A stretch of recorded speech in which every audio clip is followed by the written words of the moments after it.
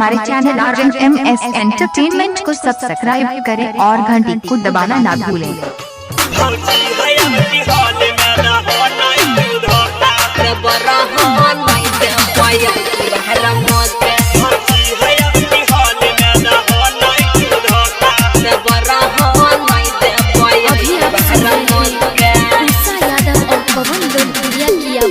चल गेला भैया अब के मिलल छै मौका,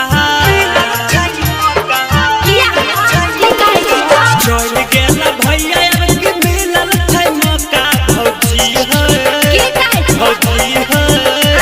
भौजी है अब की होली में दहो नहीं तू धोखा। भौजी है अब की होली में दहो नहीं तू धोखा। तबीयत खराब छै कोई नहीं हमरा टोक, नहीं हमरा टोक। अच्छा तो बोलो की भले फिर तबीयत खराब छै कोई नहीं हमरा टोक।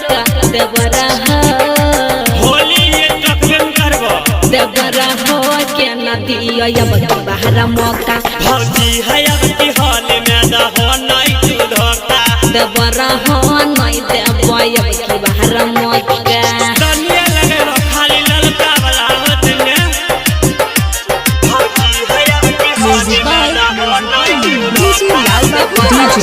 रामशंकर राज, रामशंकर राज। हो सुना बात हमर माना देवर लगल छै बुखार।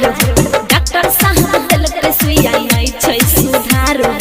हरमा डॉक्टर का टेटनस सुइया लियो होली आवे वाला। हर साल होली में तू करे छो बहाना, अब की बात भौजी है तू कर नहीं डरामा। बेरी बेरी बोले छ हो बात तू अनोखा। देवरा हो भेड़ बन होते, देवरा हो नहीं देबो अब की बाहर मौका। भौजी है अब की होली में दहो हमारा मौका। देवरा हो नहीं देबो अब की बाहर मौका।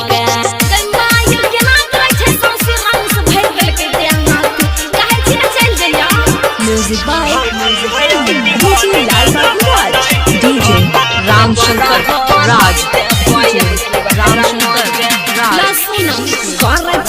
जब इतना हमरा पूछ की रहो, रंग नहीं लगाबो तनिया लगाई दे अबीर हो।